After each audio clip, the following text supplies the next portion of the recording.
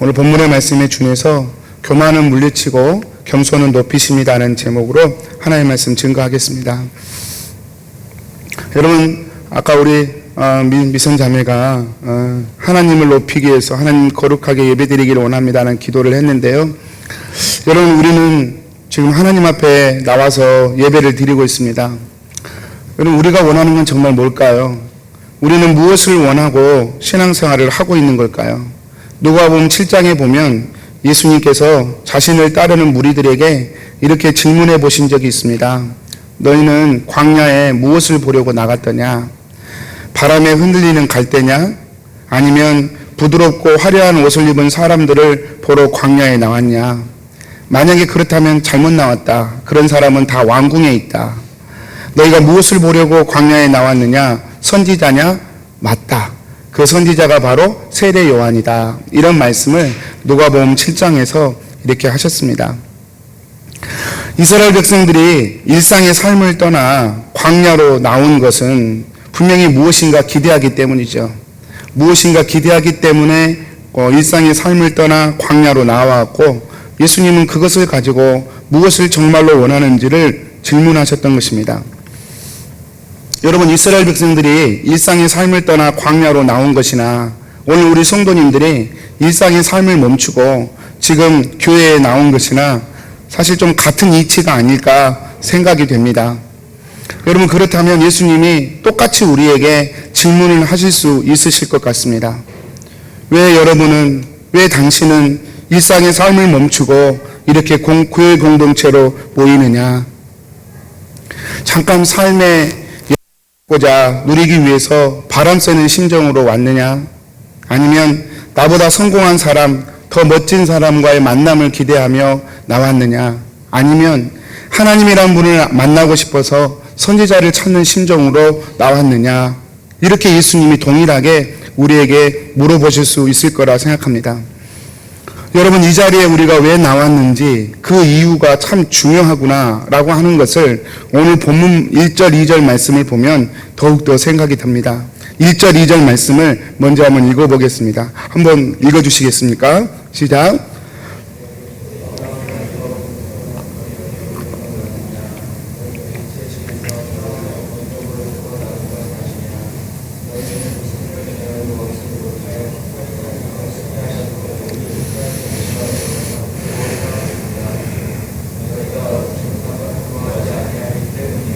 네, 오늘 말씀에서 교회 공동체 이야기입니다. 안 믿는 사람들에 대해서 성경은 기록하지 않습니다. 야고보서 역시 흩어져 있는 히브리 믿음 공동체를 향하여 쓴 편지이죠. 믿는 교회 공동체에 지금 하시는 말씀입니다. 교회 공동체 내에 욕심이 하나님 앞에 나오는 동기가 되면 나타나는 일들이 오늘 1절, 2절 말씀에 기록되어 있어요. 욕심을 가지고 교회 공동체를 이루려고 하면 반드시 다툼과 싸움이 일어나게 되어 있다는 것입니다. 근데 문제는 뭐냐? 욕심이라고 하는 것은 욕심을 부린다고 해서 얻어지는 것이 아니라는 것입니다. 욕심을 이루기 위해서 살인하기까지 한다. 그렇게 시기하기까지 그렇게 하여도 이 욕심은 결코 취하거나 이루지 못할 일이라는 것이죠. 오늘 성경이 우리에게 주는 삶의 지혜입니다. 여러분, 왜 그럴까요? 사실 우리가 알지 않습니까? 우리가 가진 욕심은 만족되는 법이 없기 때문에 그렇습니다. 우리의 욕심은 우리가 몰라요. 우리 속에 얼마나 큰지. 그래서 이 욕심을 가지고 신앙의 동기를 삼으면 결코 만족하지 못할 방향으로 인생을 스스로 정하는 것과 같습니다. 만족하는 법이 없는 욕망을 채우겠다고 하는 것, 그래서 그것을 이루기 위해서 노력하는 것은 허망한 노력이고 시도가 될 수밖에 없다고 오늘 1절, 2절 말씀에 얘기하는 거예요.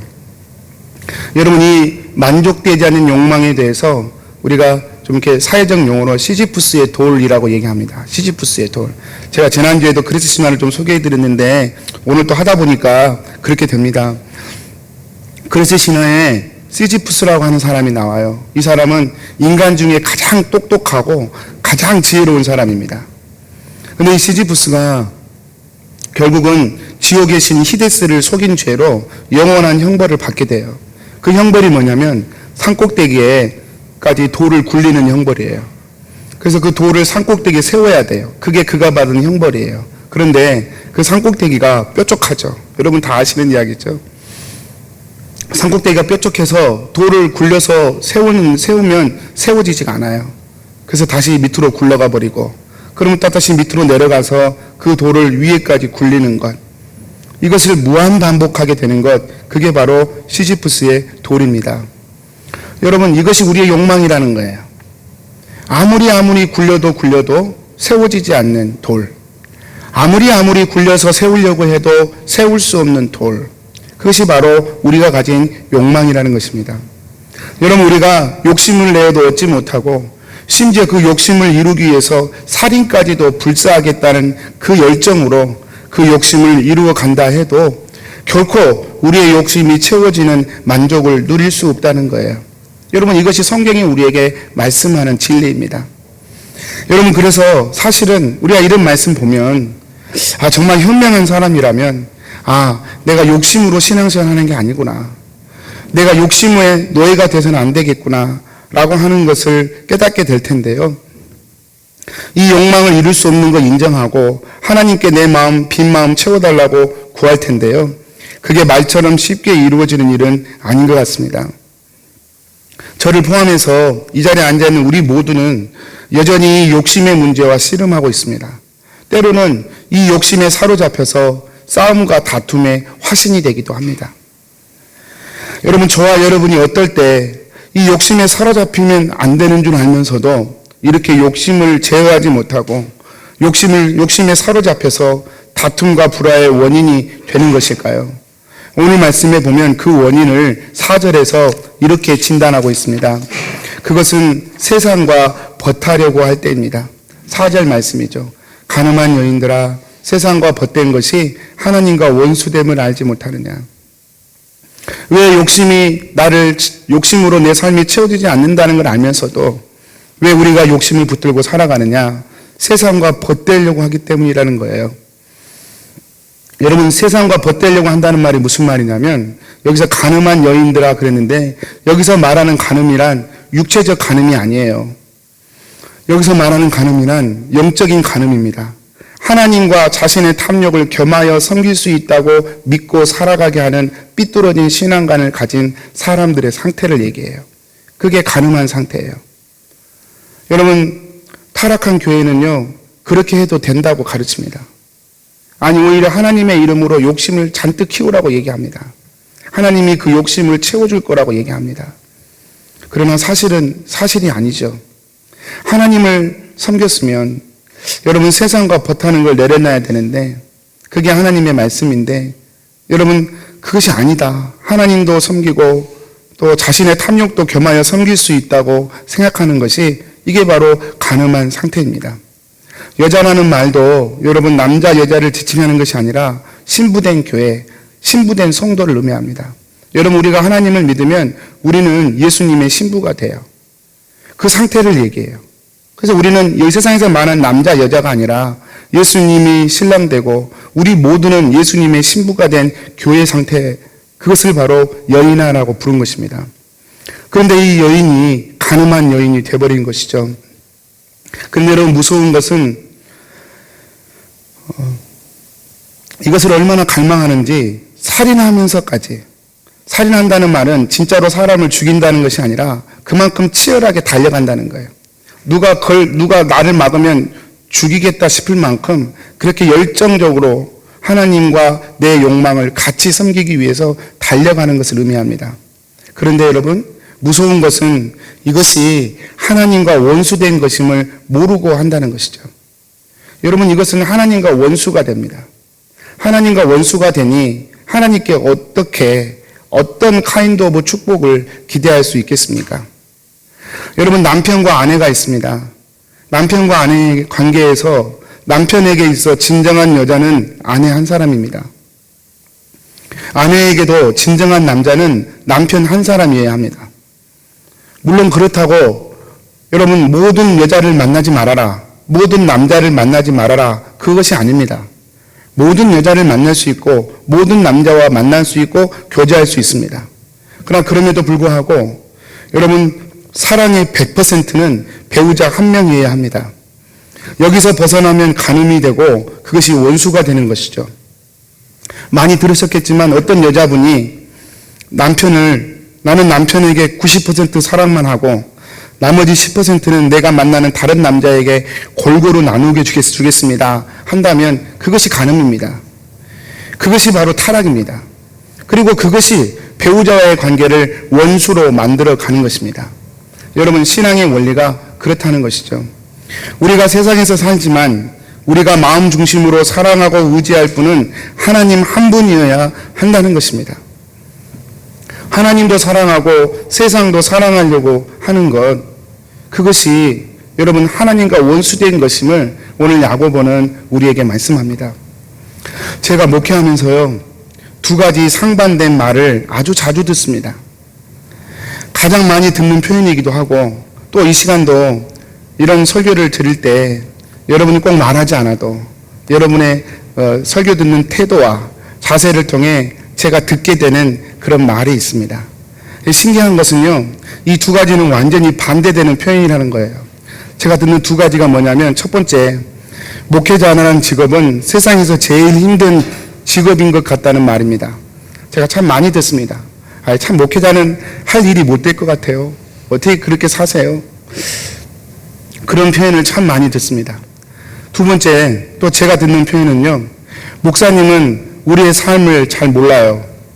우리가 먹고 살기 위해서 얼마나 고생하는지 목사님은 모릅니다. 라고 하는 말입니다. 아침부터 저녁까지 먹고 살기 위해 얼마나 수고해야 하는지 목사님은 모른다는 거예요.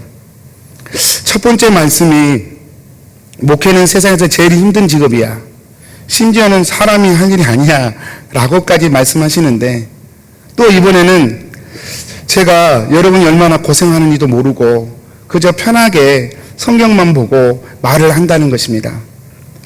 여러분, 이 두 가지 말씀을 우리 성도님들이 각각 따르게 한 것이 아니라 같은 분 안에서도 이 두 가지 표현이 각기 같이 나오는 것을, 물론 때에 따라 필요에 따라 이 두 개 중에 하나를 꺼내서 목회자에게 사용하시는 것을 제가 경험합니다. 저를 변호하고 싶어서 이런 말씀 드리는 게 아니고, 또는 저를 알아달라고 드리는 말씀이 결코 아닙니다. 문제는 그렇게 말씀하시는 원인이 무엇일까 함께 생각해 보고자 이 말씀을 드립니다. 왜 한쪽에서는 목사는 참 어려운 직업이야 말하고, 왜 한쪽에서는 목사님은 우리의 삶을 몰라 그렇게 얘기하는 것일까요? 그리고 왜 그 두 가지가 우리의 마음속에 동시에 존재하는 것일까요? 저는 그 원인에 대해서 사실은 여러분, 그것은 복음을 온전히 믿고 싶지 않은 우리 안의 죄성 때문이라고 생각합니다. 목회자가 문제가 아니에요. 복음이 문제예요. 그렇게 말하는 목사에 대해서 문제가 아니라 그 말하는 복음이 우리를 거스르기 때문에 때로는 그렇게 이렇게 때로는 저렇게 표현하는 것이라고 저는 생각합니다. 또 이런 마음은 사실은 목회자인 제 자신도 제 스스로에게 또는 하나님에게 그렇게 질문하고 불평하게 되는 그런 느낌이고 그런 마음인 것이 또 사실입니다. 여러분, 아셔야 합니다. 그렇게 우리의 눈을 가려서, 그래서 결국 어떻게 하자는 얘기냐? 세상을 사랑하라는 것이죠. 복음이 틀렸고 그렇게 말하는 목사가 우리의 삶을 모르고, 신앙생활은 너무 힘들고 발을 깊이 들이면 손해보고, 이 두 가지 마음이 우리 안에 상존하면서 우리가 결국 갖게 되는 건 세상을 사랑하는 것입니다. 여러분, 세상을 사랑하게 됨으로써 하나님의 진정한 축복을 누리지 못하게 하는 것이 사단의 속임수입니다. 사랑하는 성도님들, 한번 생각해 보십시오. 만약에 아침부터 저녁까지 생존을 위해 수고하고 애쓰는 것 자체가 영적인 진리라고 한다면, 그것이 우리의 생명이라고 한다면 예수님의 십자가가 우리에게 굳이 필요하겠습니까? 지금 이 시간에도 바깥에 나가면 아침부터 저녁까지 정말 최선을 다하여 살아가는 사람들이 너무나 많습니다. 아니요. 오히려 우리는 그래도 아침 저녁까지 수고하면 그래도 집도 얻고 차도 살 수 있고 꿈도 꿀 수 있죠. 저 아프리카나 미지의 3세계에 가면 하루 종일 일해도 하루에 1달러를 벌기 힘듭니다. 그래도 그렇게 일하지 않으면 안 되기 때문에 어린 소년들도 소녀들도 아침부터 저녁까지 수고하며 애쓰며 사는 것이 이 세상의 모습입니다. 여러분, 만약에 아침부터 저녁까지 수고하며 애쓰는 것이 우리의 삶의 진리라면 하나님은 굳이 우리에게 십자가를 보여줄 필요가 없었을 것입니다. 아침부터 저녁까지 수고하며 애쓰는 것이 비록 우리의 삶의 형태이고 운명과도 같은 모습이지만 그럼에도 불구하고 그것이 진리가 아니기 때문에, 그것이 우리를 진정으로 살리지 못하기 때문에 우리는 하나님을 믿어야 하고 예수님의 십자가를 믿어야 하는 것이죠. 우리를 살리는 것이 예수님의 십자가의 은혜 하나이기 때문에 여러분, 우리는 예수님을 구주로 믿는 것입니다. 아침부터 수고해야 살 수 있는 세상살이지만 그 세상이 나에게 구원을 줄 수 없기에 거기에서 건져내어서 하나님의 자녀로 만드시기 위하여 우리 주님이 십자가에 죽으신 것이죠. 십자가의 은혜를 온전히 붙드는 상태에서 우리는 세상을 재해석할 수 있어야 합니다. 만약에 우리가 신앙생활을 하면서도 아침부터 저녁까지 수고하며 먹고 사는 것이 여전히 진리인 상태에서 십자가의 은혜를 해석하려고 한다면 우리는 결코 하나님의 사랑을 온전히 알 수 없는 상태가 됩니다. 그리고 우리의 눈은 계속해서 가리워지고 하나님과 세상을 겸하여 섬길 수 있다는 사단의 속임에 하나님의 원수가 되어감에도 불구하고 우리는 그렇게 살 수밖에 없습니다. 여러분, 이것이 사단의 속임수입니다. 오늘 5절 말씀을 한번 보십시오. 우리가 같이 한번 읽어보겠습니다. 시작. 너희는 하나님이 우리 속에 거하게 하신 성령이 시기하기까지 사모한다 하신 말씀을 헛된 줄로 생각하느냐. 여러분, 우리의 마음이 세상과 벅타고자 할 때 우리 안에 계신 성령님이 시기하기까지 우리의 마음을 사모하신대요. 여러분, 한번 생각해 보십시오. 이 얼마나 기가 막힌 일입니까? 천지를 지으신 하나님께서 한낱 피조물인 나를, 그것도 내 마음 얻어보기 위해서 시기하기까지 우리의 마음을 사모한다는 거예요. 여러분, 이런 사랑과 이 은혜가 어디에 있습니까? 여러분, 이것이 복음이 우리에게 주시는 하나님의 은혜인데요. 사단은 이러한 사랑까지도 귀찮게 여기게 만들고 나를 억압하는 것으로 생각하게 한단 말이에요. 신앙생활 깊이 들어가지 마. 손해야.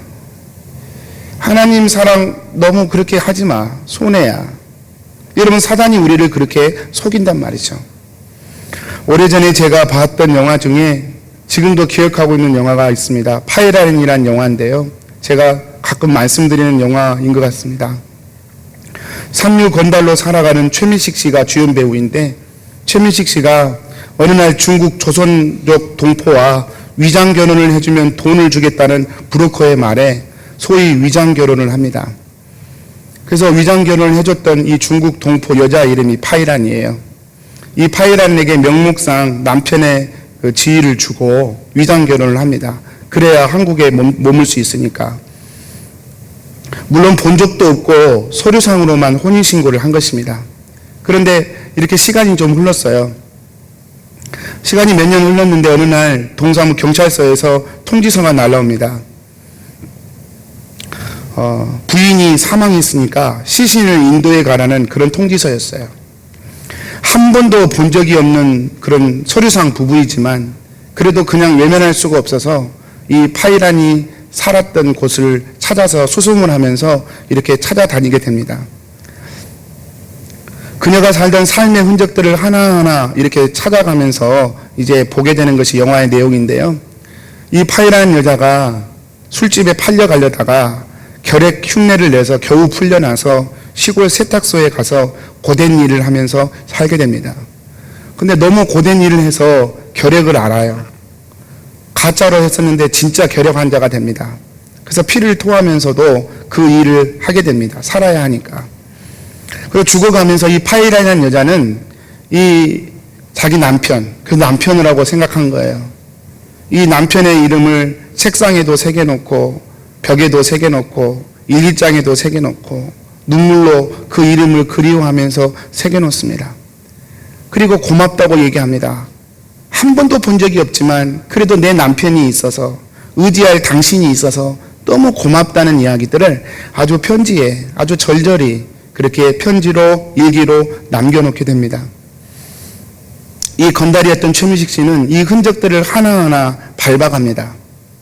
그러면서 그것들을 볼 때마다 자신의 삶에 깊은 회한에 젖어듭니다. 이 사람이 건달이거든요. 자신 같은 남자를 믿고 남편으로 의지하였던 이 파이란의 사랑에 나중에는 오열합니다. 통곡을 해요. 그리고 그는 더 이상 건달짓을 하지 않겠다고 선언합니다. 그리고 마지막에는 그 조직 보스가 보낸 킬레에 의하여 죽임을 당합니다. 이게 영화의 마지막 장면입니다. 한 여인의 지고지순한 사랑이 잠들어 있는 그의 인생의 가치를 깨웠습니다. 더 이상 더러운 인생으로 살지 않기 위해 목숨을 잃는 것도 두려워하지 않고 죽어간 것입니다.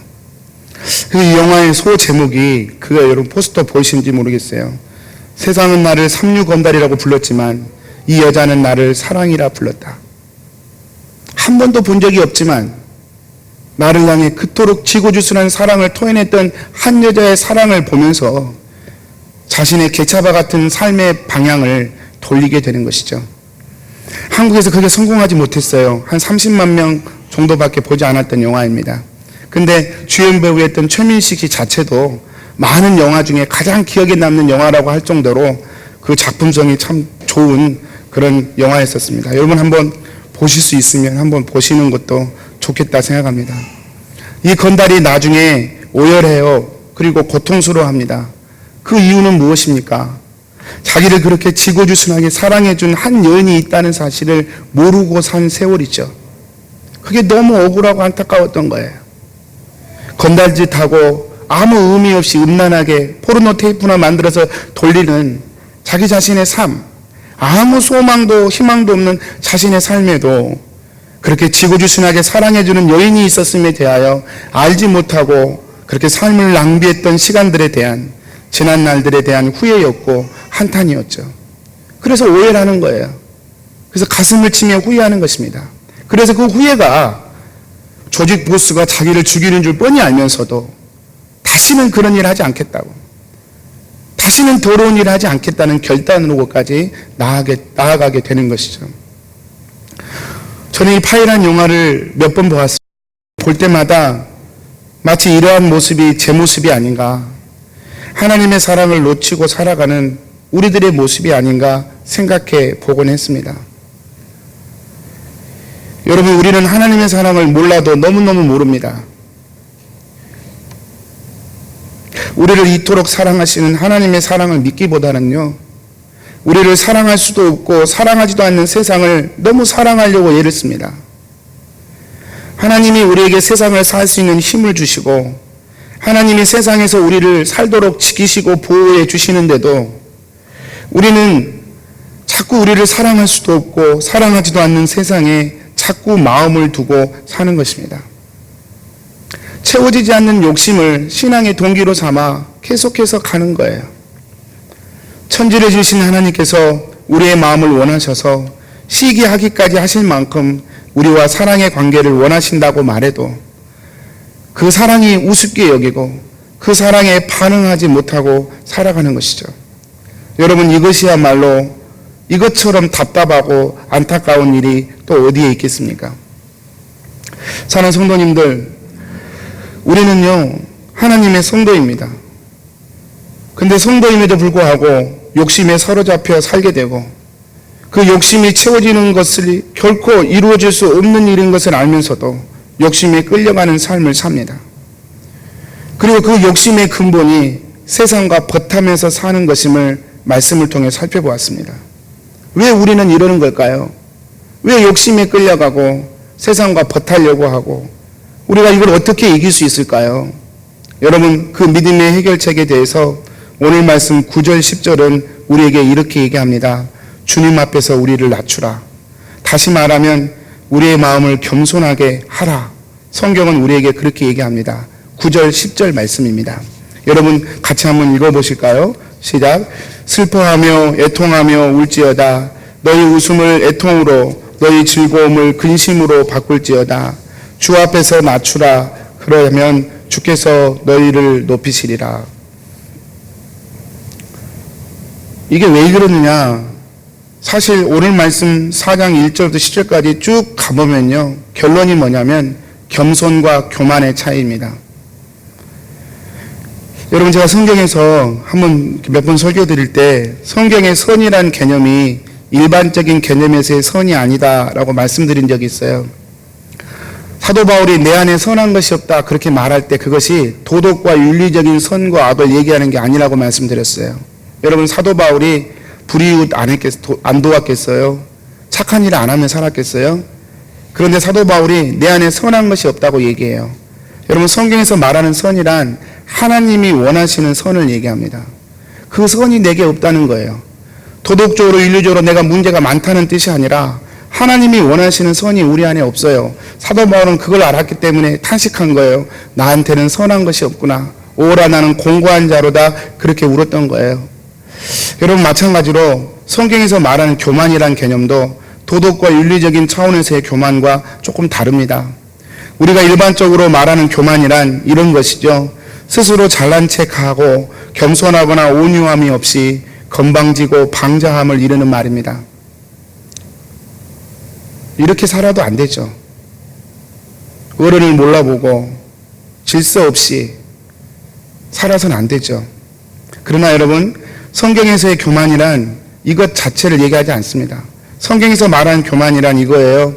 하나님을 신뢰하기보다는 자기 자신이나 자신이 선택한 수단을 더 신뢰하는 것을 얘기합니다. 다시 한번 말씀드릴게요. 성경에서 말한 교만이란 하나님을 신뢰하기보다는 자기 자신이나 자신이 선택한 수단을 더 신뢰하는 것을 성경은 교만이라고 얘기해요. 그래서 겉으로는 얼마든지 겸손할 수 있어요. 근데 하나님이 보시기엔 말할 수 없이 교만할 수 있어요. 대표적인 경우가 창세기 3장의 선악과 사건입니다. 여러분, 선악과를 따먹는 게 인간적인 도덕과 윤리적으로 봐서는 아무 죄가 아니에요. 먹고 싶은 건 먹은 게 뭐 죄입니까? 훔친 것도 아닌데. 그런데 이것이 선악과 사건이고 교만의 가장 큰 사건이죠. 하나님을 신뢰하기보다는, 의지하기보다는 자신의 선택과 자기 자신을 더 신뢰하여 선택하는 것이 선악과였었어요. 그래서 하나님의 말보다 내 선택이 더 좋구나 생각하고 간 것, 그게 선악과였어요. 여러분, 이것이 성경적인 교만입니다. 바로 왕이 그랬어요. 에스더에서에 보면 하만도 그랬습니다. 다니엘서에 보면 벨사살 왕도 똑같이 그랬어요. 사울 왕도 그랬습니다. 교만한 사람은 그래서 다 하나님으로부터 물리침을 당했습니다. 왜 그러냐면 이 성경에서의 교만은 하나님의 은혜와 도움을 부인하는 최고의 범죄 행위로 성경은 간주하고 있기 때문에 그렇습니다. 예레미야 50장 31절 한 절만 한번 보시죠. 주 만군의 여호와의 말씀이니라. 교만한 자여 보라, 내가 너를 대적하리니 너의 날 곧 내가 너를 벌할 때가 이르렀음이라. 하나님을 신뢰하기보다 내 자신을, 나의 선택을 신뢰하며 가는 것, 그게 교만이에요. 오늘 말씀 야고보서 6절에도 똑같은 말씀을 하시지 않습니까?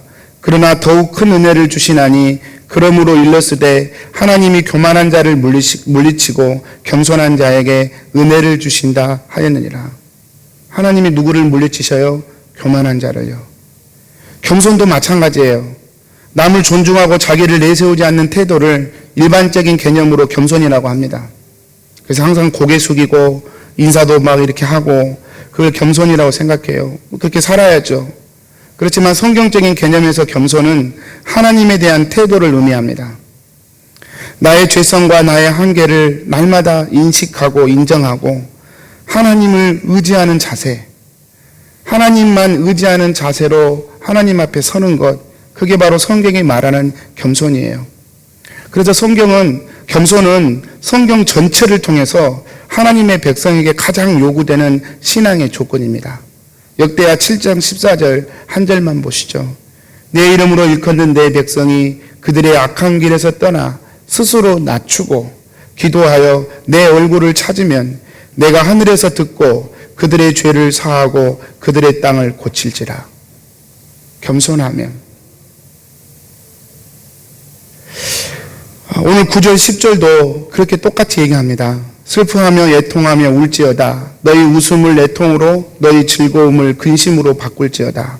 주 앞에서 낮추라. 그리하면 주께서 너희를 높이시리라. 똑같은 이야기입니다. 하나님 앞에 겸손한 태도를 가지라. 하나님 앞에 겸손한 태도를 가지면 세상과 버타려고 하는 마음도 이길 수 있을 것입니다. 구태여 욕심에 이끌려서 자기 신앙의 길을 선택하지 않을 수 있게 될 것입니다. 여러분, 마지막으로 주 앞에서 교만한 자의 신앙이 되어서 한 가지 나타나는 형태가 있는데, 기도라는 형태와 관련해서 이 2절 3절에서 야고보는 이 기도와 연관되어서 교만과 욕심과 세상과 버타는 것과 연결시켜서 한번 언급을 합니다. 2절 3절이에요. 아까 읽었기 때문에 눈으로만 한번 보시기 바랍니다. 2절 말미에 너희가 얻지 못하면 구하지 않기 때문이요. 여러분, 이것이 단순히 기도에 대한 구절이 아닙니다. 욕심이 근원인 교만한 상태에 대해서 성경은 얘기하는 거예요. 교만한 사람은 기도하지 않는다는 거예요. 교만한 사람은 기도하지 않습니다. 왜 그렇습니까? 하나님 없이도 내 인생 살 수 있다고 생각하기 때문에 그래요. 하나님 가만히 계세요. 내 인생 내가 살 테니까, 필요할 때 부를 테니까 그때 나오세요. 이게 교만입니다. 그래서 교만한 자는 구하지 않아요. 그래서 얻지 못해요. 그런데요, 또 하나의 특징이 있습니다. 3절, 구하여도 받지 못해요. 왜 그런지 아세요? 이게 교만한 자의 기도예요. 하나님께 기도하면서 내 욕심과 내 뜻을 하나님보다 앞세워버리는 거예요. 그래서요, 정욕을 위해 기도하기 때문에 그것이 교만이에요. 그래서 여러분, 교만한 자는 기도해도 교만이고 기도하지 않아도 교만이에요. 지금 그 얘기하는 것입니다. 교만한 자는 기도하지 않는다. 그리고 교만한 자는 기도해도 하나님이 응답하지 않는다. 이 말입니다. 여러분, 그래서 오늘 말씀은 욕심으로 시작했다가 세상과 버타는 것으로 이어졌다가 결국은 교만이 모든 것의 원인으로 지목되고 있는 것입니다. 사랑하는 성도님들, 그냥 기도 한 가지로 그냥 우리가 생각해 본다면 반대로 가면 좋겠어요. 반대로.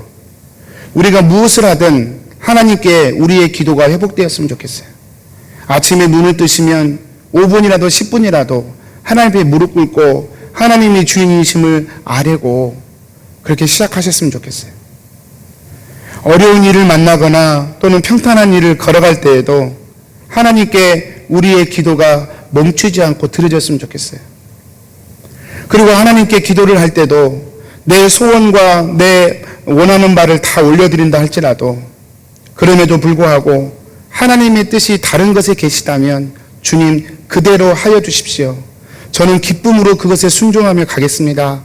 이런 겸손함이 우리 안에 있었으면 좋겠어요. 기도 한 가지만 봐도 그렇습니다. 사역도 예배도 모든 것이 그렇습니다. 하나님의 뜻이 나의 뜻이 되어지기를 소망합니다. 오늘도 주님 저를 사용하여 주십시오. 하나님의 은혜가 없이는 저는 안 되는 자입니다. 사랑하는 성도님들, 제가 지금 기침이 걸려가지고 말을 크게 하고 싶어도 못합니다. 왜냐하면 호흡이 안 되니까요. 말을 못하겠어요. 말을 좀 이렇게 웅변조로 하려면 높낮이가 있어야 되고 길게 빼고 짧게 끊는 말의 흐름이 있어야 되는데 제가 지금 그게 안 돼요. 호흡이 안 돼가지고. 그래서 최대한 호흡을 안정적으로 다스리려고 말을 해야 되니까 지금 말이 재미가 없죠. 힘이 없어요.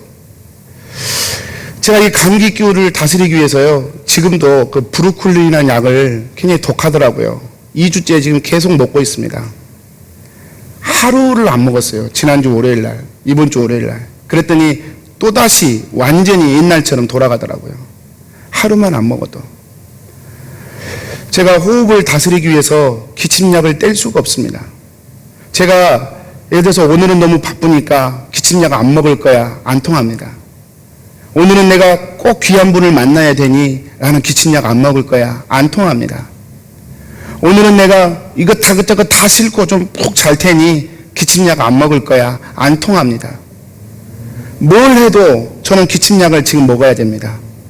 공부를 해도 성경을 읽어도 누구를 만나도 바깥에 나가도 무엇을 해도 저는 기침약을 하루에 4번씩 꼬박꼬박 먹어야 이 기침을 다스릴 수 있습니다. 저는 하나님과 동행하는 것도 마찬가지라고 생각합니다.